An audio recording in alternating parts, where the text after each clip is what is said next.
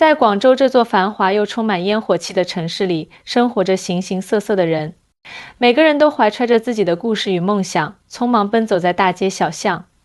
而今天我要给你们唠唠的是一个在相亲圈子里出了名的女人，她叫小玲，38岁。按说这个年纪，在咱这大城市里，正该是事业有成、家庭美满的时候，可她却成了相亲市场里的钉子户。你们可能好奇，啥样的人能被叫做钉子户呢？在咱这相亲的地界儿，一提小玲的名字，大家就都心领神会，那背后藏着的，可都是些让人啧舌的难搞条件，还有她那死不开口的心。这小玲啊，是个让人捉摸不透的主。说她古怪吧，有时候又透着股子理想主义的劲儿，整个人就像一团迷雾，你很难给她下个准确定义。她已经在相亲这条路上摸爬滚打了整整8年，掰指头数一数，见过的相亲对象都超过500个了。可到最后呢，和一位相亲男出去旅行一趟，回来就痛痛快快地选择了分手。这事儿听起来是不是挺让人纳闷的？为啥一个女人经历了这么多场相亲，还是没能找到那个能携手余生的人呢？明明自身条件不差，年纪虽说不上小姑娘了，可也绝对没到让人绝望的地步，咋就死活嫁不出去呢？其实啊，答案明摆着，小玲的要求，那高的都快冲破天际了，用苛刻俩字形容都不为过。小玲年轻的时候啊，跟大多数姑娘一样，心里对未来的另一半满是美好的幻想。她憧憬着一场浪漫的能让人晕头转向的邂逅，幻想着自己的另一半得是个既温暖又特别懂她的男人，就像童话故事里走出来的王子，能在她需要的时候随时出现，给她遮风挡雨。可谁能想到呢？岁月这把杀猪刀，没把她的梦想给砍没了，反而像磨刀石一样，把她的要求磨得越来越锋利，越来越挑剔。她对未来老公列的那条件清单啊，听着都让人头皮发麻。首先，身高必须得1.8米以上，在她心里这是个硬杠杠，少1厘米都不行，好像只有这样，走出去才能倍儿有面儿事业呢。得有成，不说是什么行业大拿吧，起码也得在自己的领域里混得风生水起，有车有房那是基本配置。家庭背景也不能差，最好是那种书香门第或者家底殷实的，这样以后过日子才能少些鸡毛蒜皮的烦心事。外形还得帅，得是那种走在街上能让人忍不住回头多看2眼的。最重要的，人品必须端正，得是个实实在在的好人，还得能跟他父母处得像一家人似的。听到这儿，你们是不是也觉得这要求有点离谱了？更让人惊讶的是，都38岁的单身大姑娘了，小玲在相亲的时候，那股子倔强劲儿一上来，压根儿不觉得自己需要妥协。有一回，在一场热热闹闹的相亲会上，小玲对面坐着个条件看着还挺不错的男士。这男士穿着得体，举手投足间也透着股子自信。小玲瞅了瞅他，张嘴就问：“你一年能赚多少？”那男士显然没料到他这么直接，愣了一下神，不过想着自己工资还算拿得出手，就实诚的回答：“大概50-60万吧。”你猜怎么着？小玲嘴角一扯，冷笑一声：“这么少，难怪看起来有点油腻。”这话一出口，周围的空气都好像凝固了几秒。那男士脸上一阵白一阵红，估计心里正纳闷呢，自己这条件虽说不算顶尖，可也不至于被人这么嫌弃吧。就他这高要求的态度，在相亲过程中，那可真是让人望而却步啊！一来二去的，钉子户这名号就稳稳地落在他头上了。我跟小玲也算熟人了，有一回我俩聊天，我实在忍不住，半开玩笑地跟他说：“小玲，你这标准，估计连全世界的男人都能筛掉，你也得实际点啊。”他却一脸认真地看着我，眼睛里透着股子倔强。我宁愿单着，也不愿意将就。我都等了这么多年了，总不能在最后关头委屈了自己吧。这8年的相亲路，那可真是一路坎坷。500多个男士的名字，在他心里都快成了一本厚厚的相亲档案。每次相亲，他都跟要上战场似的，把自己打扮得漂漂亮亮，化着精致的妆，穿上最显身材的衣服，还提前准备了一大堆问题，就等着从对方的回答里挑刺儿呢。一旦抓住点把柄，就立马咬定，这不是我想要的人。其实啊，这500多个男士里，能符合他那些严苛标准的，简直是凤毛麟角。大多数人一听他这要求，心里就打起了退堂鼓，默默地起身告辞，还有些性子急的，当场就翻脸了。有一回，小林碰到个从各方面看都特别合适的男士，这男的高大帅气，往那儿一站就跟电影明星似的，而且事业有成，说起自己的工作来头头是道，一听就是那种稳重可靠、能扛事儿的类型。小林心里当时就咯噔一下，这么多年的相亲经验告诉他，这样的男人可不多见，他心里也有点动摇了。聊了一会儿，气氛还算融洽，可当他冷不丁地问道：“你每个月能存多少钱？”对方稍微迟疑了一下，回答：“差不多2万吧。”就这一句话，像跟导火索一样，瞬间点燃了小林的不满。他脸一下子就拉下来了，眼睛一挑，语气里满是嫌弃：“那不行，存得太少了，这以后生活质量怎么保证啊？要是遇到个急事啥的，这点存款哪够啊？”那位男士本来还挺有涵养的，听到这话也忍不住了，噌的一下站起来，脸涨得通红，大声说：“你这么看不起我，实在不明白为什么你到现在还单着。你也不想想自己是什么年纪了，还挑三拣四的，有这时间不如好好反省反省自己。”小林却像只被激怒的小刺猬一样，毫不退让：“我没看不起你，我只是实话实说，觉得你可能不适合我，这有错吗？”得，就这么一来二去的，好好的一次相亲又黄了。我在旁边看着这一幕，心里那叫一个无奈啊！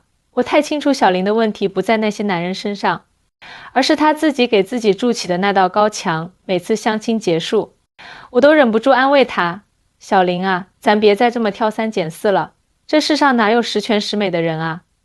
适合自己的才是最重要的，你得学会看人的优点，别老是揪着那点小毛病不放。”可他每次都固执地摇摇头，眼神里透着坚定：“我不想将就，要是将就了，这后半辈子还有什么盼头啊？”日子就这么一天天过去，我都以为小林会一直这么在相亲路上死磕下去呢。没想到故事迎来了个转折点。有一段时间，小林认识了个在他眼里堪称完美男士的人。这男的是个律师，在业内那可是小有名气，经手的案子胜诉率高得吓人。人长得也精神、成熟稳重，说话办事特别靠谱，而且还特别会照顾人。和小林接触的几次下来，把小林的心捂得暖乎乎的。俩人越聊越投机，就决定一起出去旅行一趟。小林心里把这趟旅行当成了一次大考验，想着借着这个机会，好好看看俩人在生活里磨合的咋样，能不能携手走过余生。刚开始的时候，俩人相处的还算和谐，一路上有说有笑，看着风景，品尝着当地的美食，就跟普通的情侣没啥两样。可随着旅行的日子一天天过去，问题就像藏在水底的礁石，慢慢露出了头。小林对男方的要求不知不觉又开始往上冒，每到一个地方，选择餐厅景点的时候，他那挑剔劲儿就上来了。这家餐厅的环境也太一般了吧，灯光暗暗的，看着就没胃口。服务员也不热情，上菜还这么慢。这哪行啊？这个景点怎么这么多人啊？挤得跟沙丁鱼罐头似的，咱都是有品位的人，来这种地方多掉价啊。一开始男方还耐着性子哄哄他，可次数多了，再好的脾气也受不了啊。旅行的最后一天，矛盾就像火山一样爆发了。那天，俩人因为去哪儿吃饭又起了争执，小林憋了一路的火终于噌的一下冒了出来。他大声冲男方喊：“你就这水平啊？这几天带我去的都是些什么地方啊？根本不能满足我的要求，你怎么就不考虑考虑我的感受呢？我跟着你这一趟，啥好体验都没有。”男方本来正低着头看手机找餐厅呢，被他这么一吼也有点不耐烦了，皱着眉头说：“你是不是觉得我做的不够好啊？你也不想想，这一路上你提了多少要求，我都尽量满足你了，你自己呢？你看看你自己的样子，感觉你根本没办法满足我的期望。咱们现在已经不是单纯的相亲认识的陌生人了，都相处这么多天了，你还是这么挑剔，这以后日子还咋过啊？”小林听到这话一下子就愣住了，他张了张嘴想说点什么，可又觉得喉咙像被堵住了一样，啥也说不出来。就在这一瞬间，他突然觉得心里空落落的，望着眼前这个男人，他第一次产生了一种深深的茫然感。他心里有个声音在小声说：“这些年我到底都干了些什么啊？他终于意识到自己这么多年不断提高的标准，就像一道道枷锁，把自己困在了一个小小的圈子里，离真正的理想对象越来越远，远到他都快看不清那个人的模样了。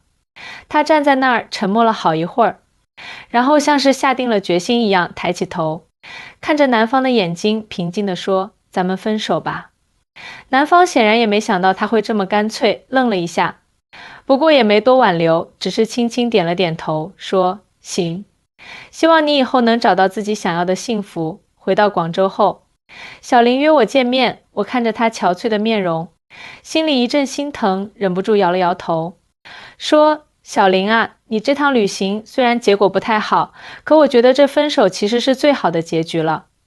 你看看你自己，这一路走来，把自己折腾得够呛，何必呢？”小林坐在那儿，眼神空洞地望着前方，好久都没说话。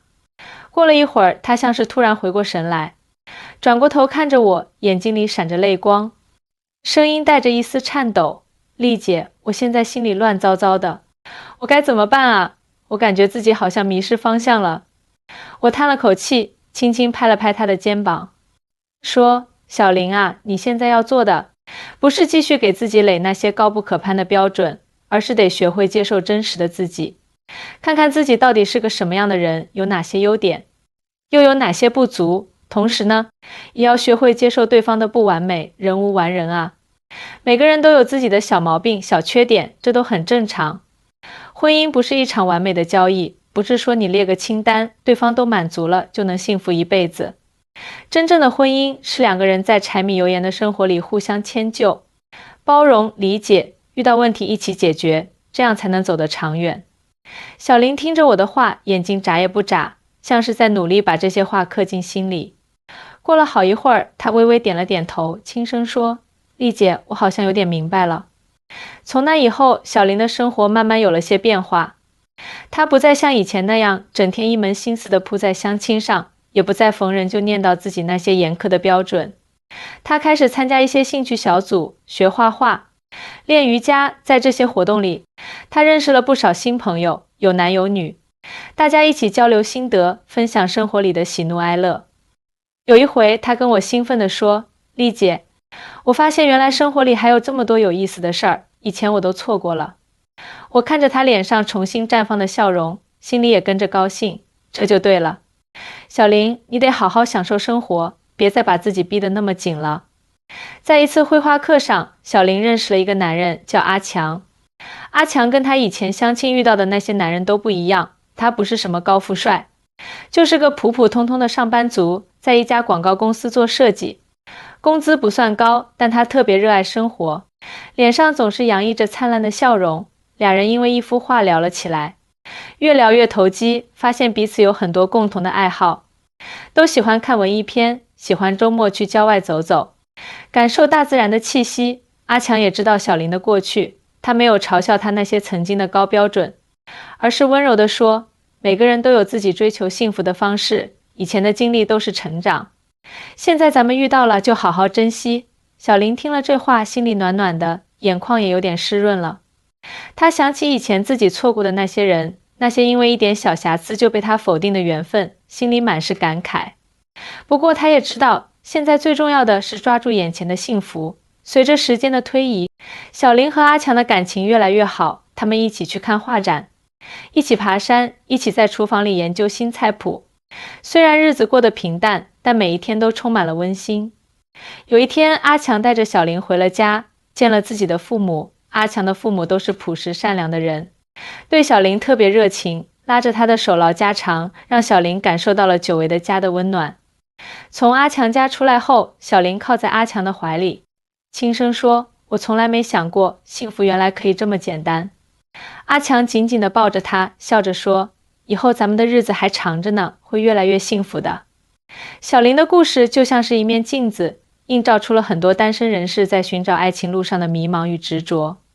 在这个快节奏的社会里，我们每个人都渴望找到那个完美的另一半，可往往在追求完美的过程中迷失了自己，忽略了身边那些真正的美好。其实，完美或许并不存在，而真正重要的是我们能否放下心中的执念，从容地接受不完美。用一颗包容的心去发现那个能与我们携手走过风雨的人。小林在相亲市场里走过的弯路，经历的那些辛酸与无奈，都是他成长的代价。但好在他终于在一场旅行后开始重新审视自己，慢慢放下了那些不切实际的要求，勇敢地迈出了寻找幸福的第一步。而现在他正稳稳地走在属于自己的幸福之路上。希望他的故事也能给正在寻找爱情的你们带来一些启发。